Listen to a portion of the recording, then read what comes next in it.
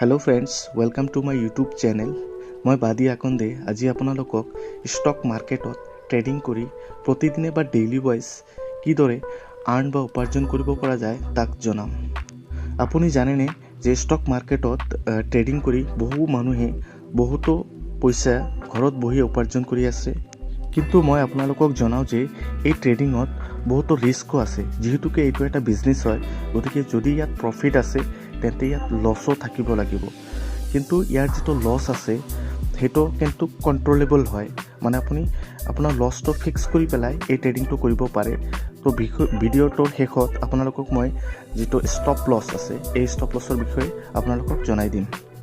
এই ট্ৰেডিং বা digitally business প্ল্যাটফৰ্মৰ জৰিয়তে আপুনি ঘৰত বহিয়ে মানে বহুতো পইচা উপাৰ্জন কৰিব পাৰিব। ইয়াত কোনো ধৰণৰ দোকান বা বেনাৰ বা ফিজিক্যাল কোনো কাস্টমাৰৰ দৰকাৰ নহয়। এইটো এটা ভাৰ্চুৱেল বিজনেস প্ল্যাটফৰ্ম হয়। আজি এই ভিডিঅ'ৰ যোগেদি আপোনালোকক বুজিব পৰাকৈ ডিজিটেল ডায়াগ্ৰামৰ সহায়ত শ্বেয়াৰ ষ্টক কি হয়, ষ্টক মাৰ্কেটত ট্ৰেডিং কিদৰে কৰিব পৰা যায়, আৰু যেহেতুকে এইটো এটা পইচা ইনভেষ্টমেণ্ট হয় য'ত মানে পইচা ইনভেষ্টমেণ্ট কৰিব লাগে, আৰু এই ট্ৰেডিঙত কেনেকুৱা ধৰণৰ সিকিউৰিটি ব্যৱস্থাটো আছে আৰু লগতে আপুনি ট্ৰেডিং কৰিব লাগেনে নাই ইত্যাদি বিষয়ত বুজাই দিয়া হ'ব। ভিডিঅ'টো আগবঢ়াৰ আগতে আপোনালোকক জনাওঁ যে মই ষ্টক মাৰ্কেটৰ কোনো এক্সপাৰ্ট নহয় বা এডভাইজাৰ নহয়। মই জাষ্ট ইনফৰমেশ্যন দি আছোঁ যে এনেকুৱা এটা প্ল্যাটফৰ্ম আছে য'ত আপুনি অনলাইনৰ যোগেদি ঘৰত বহিয়ে বিজনেছ কৰিব পাৰিব। তো ষ্টক মাৰ্কেটত ট্ৰেডিং কৰিবলৈ হ'লে আপোনাৰ ওচৰত 5টা বস্তুৰ দৰকাৰ হ'ব। তাৰ ভিতৰত প্ৰথমটো হ'ল এখন এণ্ড্ৰইড মোবাইল লাগিব, আৰু যদি আপোনাৰ ওচৰত PC বা কম্পিউটাৰ আছে তেন্তে আৰু বহুত ভাল কথা। লগতে ইণ্টাৰনেট এখন লাগিব, আৰু 3 নম্বৰ যেটো হয় সেইটো টেকনিক্যাল নলেজ বহুত ইম্পৰ্টেণ্ট হয়। আপুনি যেটো কোম্পানীৰ পৰা শ্বেয়াৰ লৈ ট্ৰেডিং কৰিব সেই কোম্পানীটোৰ বিষয়ে আপোনাৰ জনা থাকিব লাগিব। আৰু যেহেতুকে ট্ৰেডিঙত প্ৰাইচবিলাক সদায় ফ্লাকচুৱেট হৈ থাকে, মানে আপ ডাউন হৈ থাকে, গতিকে ইয়াৰ টেকনিক্যাল নলেজবিলাক আপোনাৰ থাকিব লাগিব। আৰু সময় লাগিব। যদি আপোনাৰ ওচৰত সময়, টেকনিক্যাল নলেজ আৰু যেহেতুকে এই ট্ৰেডিঙত আপোনাৰ কিছু শ্বেয়াৰ কিনোতে অলপ পইচাৰো দৰকাৰ হয়। আৰু মই আপোনালোকক এই ভিডিঅ'ৰ জৰিয়তে জনাওঁ যে যদি আপোনাৰ ওচৰত কিবা এটা এক্সট্ৰা পইচা আছে, যিখিনি পইচা আপুনি বেংকত থৈ দিছে, তো বেংকত পইচাটো ৰাখিলে আল্টিমেটলি কি হয়, পইচাখিনি কিন্তু ভেলু বহুত কমি যায়। তো সেই এক্সট্ৰা পইচাখিনি আপুনি যদি বেংকৰ পৰা উঠাই এই ট্ৰেডিঙত ব্যৱহাৰ কৰি বা ইউজ কৰি আপুনি যদি কিছু মানে ইনকাম কৰিব পাৰে তেন্তে বহুত ভাল কথা হয়। আৰু 6 নম্বৰ যেটো হয় সেইটো ডকুমেণ্ট। আপোনাৰ কিছুমান ডকুমেণ্টৰ দৰকাৰ হ'ব এই ট্ৰেডিঙত, যেটো হ'ল আপোনাৰ নামত এখন আধাৰ কাৰ্ড থাকিব লাগিব, পেন কাৰ্ড থাকিব লাগিব, আৰু ভেলিড একাউণ্ট থাকিব লাগিব, আৰু মোবাইল নম্বৰটো লাগিব।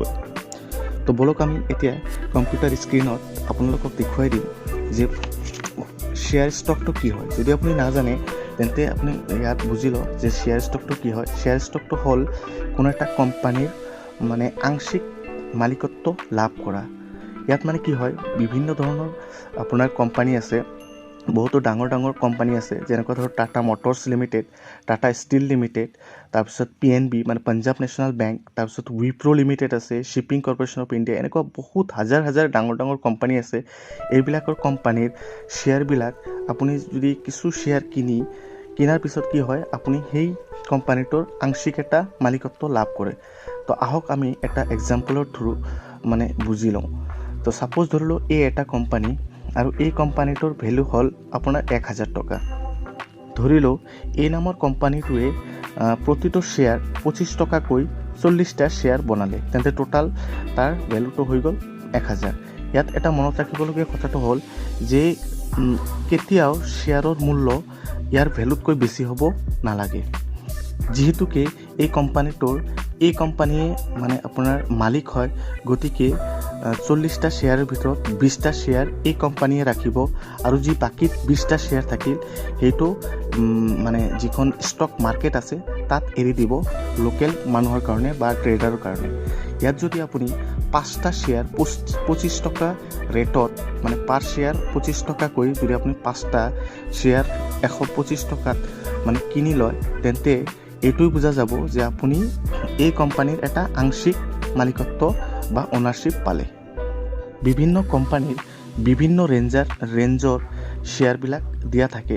ছাপ'জ ধৰি লওক আইডিয়া এটা কোম্পানী আছে, তাৰ বৰ্তমান যিখন আইডিয়া কোম্পানীৰ ৰেট হয় সেইটো পাৰ শ্বেয়াৰ 10 টকা 80 পইচা, মানে 10 টকা প্ৰতিটো শ্বেয়াৰৰ দাম হ'ল 10 টকা 80 পইচা।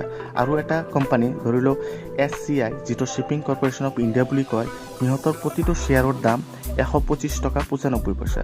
আৰু এটা ধৰি লওক পাঞ্জাৱ নেশ্যনেল বেংক, যিটো PNB বুলি কয়, ইয়াৰ প্ৰতিটো শ্বেয়াৰৰ মূল্য হ'ল 41 টকা 60 পইচা। এইটো কিন্তু বৰ্তমান মূল্য, আজিৰ ডেটৰ এইটো মূল্য হয়। এতিয়া হওক আমি শ্বেয়াৰ মাৰ্কেটটো কি হয়, what is share market. Share market এনে এটা মানে জাগা হয়, এনে এটা প্লেচ হয় য'ত মানে এই কোম্পানীবিলাকৰ শ্বেয়াৰ কিনা বেচা কৰা হয়। মানে এনেকুৱা ধৰণৰ আমাৰ ভাৰতবৰ্ষত দুটা ডাঙৰ মানে ষ্টক মানে শ্বেয়াৰ মাৰ্কেট আছে। তাৰ ভিতৰত হ'ল বম্বে ষ্টক এক্সচেঞ্জ, যাক BSE বুলি কোৱা হয়, আৰু এটা হ'ল নেশ্যনেল ষ্টক এক্সচেঞ্জ, যাক NSE বুলি কোৱা হয়। এই দুটা মাৰ্কেটতে আপোনাৰ এই শ্বেয়াৰবিলাক, কোম্পানীৰ শ্বেয়াৰবিলাক কি কৰা হয়, বাইং আৰু চেলিং কৰা হয়।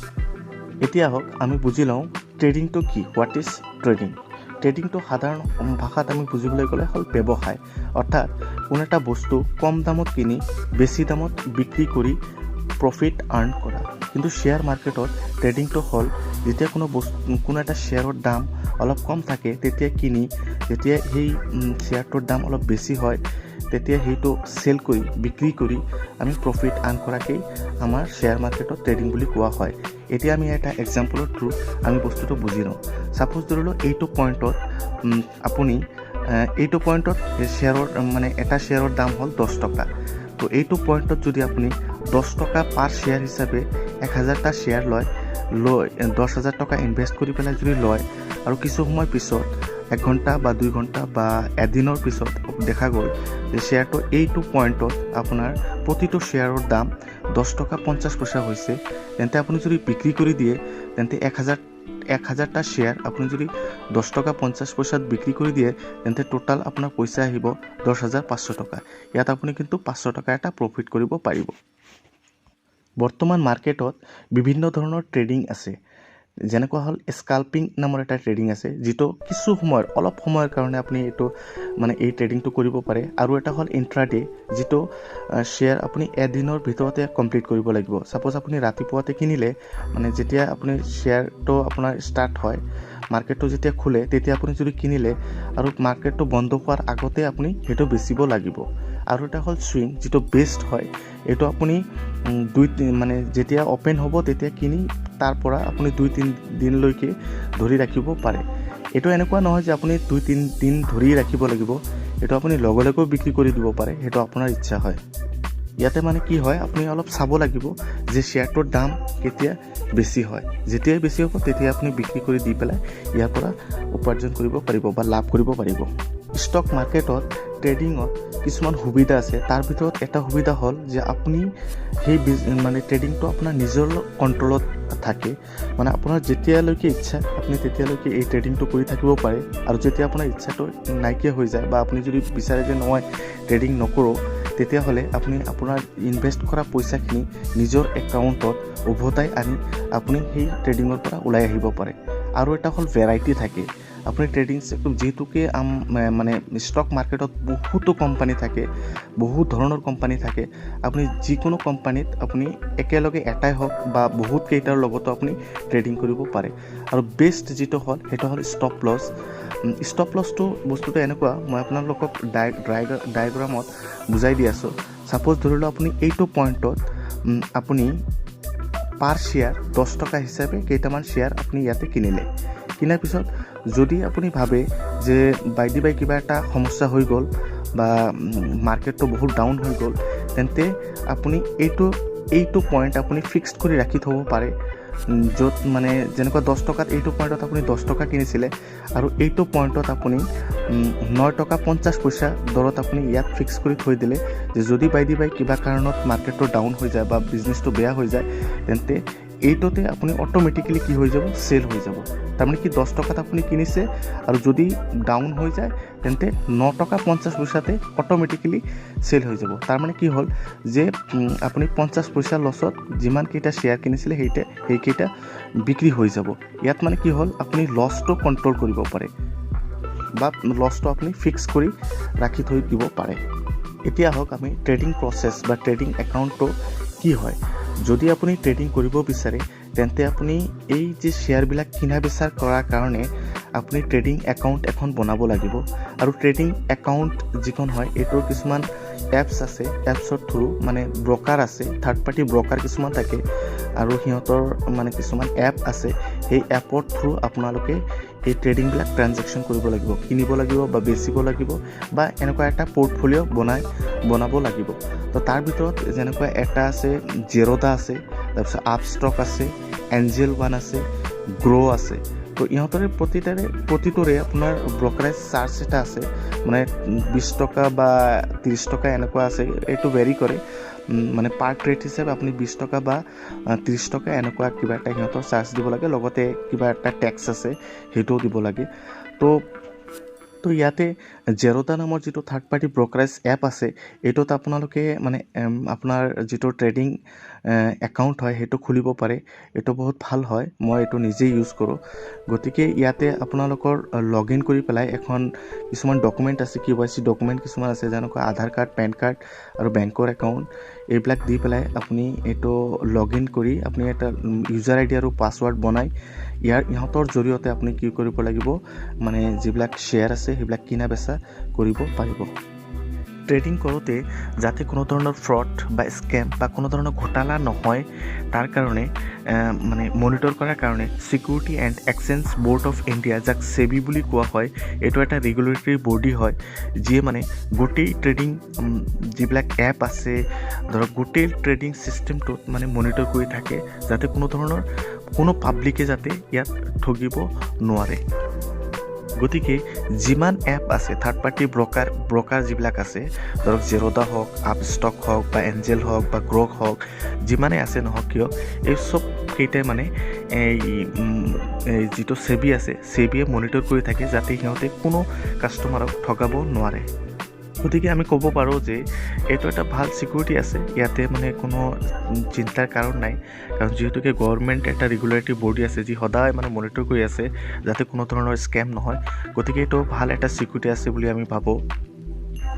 এতিয়া আপুনি যদি শ্বেয়াৰ মাৰ্কেটত মানে ট্ৰেডিং কৰিব বিচাৰিছে তেন্তে আপুনি প্ৰথমতে যিটো কোম্পানীৰ মানে শ্বেয়াৰ লৈ আপুনি ট্ৰেডিং কৰিব সেই কোম্পানীটোৰ নলেজ আৰু ইয়াৰ লগতে বিভিন্ন ধৰণৰ ট্ৰেডিঙৰ যিবিলাক টেকনিকেল নলেজ আছে সেইবিলাক নলেজ লৈ আপুনি এই ট্ৰেডিংটো আৰম্ভ কৰিব লাগে। নেক্সট হ'ল ডাইভাৰ্চিফিকেশ্যন, মানে আপুনি ডাইভাৰ্চিফাই কৰিব লাগিব আপোনাৰ ট্ৰেডিংটো। ছাপ'জ এটা কোম্পানীৰ শ্বেয়াৰ লৈ আপুনি বিজনেছ নকৰিব, পাৰিলে আপুনি কেইটামান মানে কোম্পানীৰ শ্বেয়াৰ লৈ ট্ৰেডিংটো কৰিব। আৰু নেক্সট হ'ল যেতিয়া আপুনি ফাৰ্ষ্ট টাইম যদি আপুনি ট্ৰেডিং কৰিব যাব তেতিয়া আপুনি অলপ কম পইচাতে একদম মিনিমাম ধৰক 10,000 বা 15,000 টকাৰ মাজতে সীমাবদ্ধ ৰাখক আৰু তাৰ মাজতে আপুনি ট্ৰেডিং কৰি পেলাই প্ৰথমতে শিকক। আৰু এটা কথা মনত ৰাখিব, মানে প্ৰথম টাইম অলপ লছ যাব পাৰে, কিন্তু ফ্ৰাষ্ট্ৰেট হ'ব নালাগে।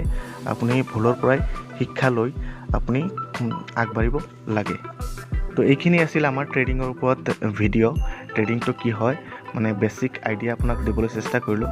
যদি আপুনি ইয়াৰ ওপৰত আৰু বেছি জানিব বিচাৰে, ইয়াৰ ট্ৰেডিঙৰ মানে শ্বেয়াৰ ষ্টক বা শ্বেয়াৰ মাৰ্কেটত বহুতো ধৰণৰ ট্ৰেডিঙৰ কাৰণে বহুতো ধৰণৰ আপোনাৰ বুকছ পোৱা যায়, মেগাজিন পোৱা যায়, আৰু আমাৰ অনলাইন ইউটিউবতো বহুত ধৰণৰ মানে ট্ৰেডিং টিউটৰিয়েল আছে, সেইবিলাক চাই আপুনি ভালদৰে শিকি ট্ৰেডিংটো কৰিব পাৰে আৰু ইয়াৰ পৰা বহুত ভাল এটা উপাৰ্জন কৰিব পাৰে। তো মোৰ এই ভিডিঅ'টো যদি আপুনি ভাল পাইছে বা কিবা এটা যদি অলপ হ'লেও তথ্য কিবা এটা পাইছে তেনেহ'লে নিশ্চয় মোৰ ইউটিউব চেনেলটো ছাবস্ক্ৰাইব কৰিব, লগতে লাইক বটনটো টিপি দিব, লাইক কৰি দিব।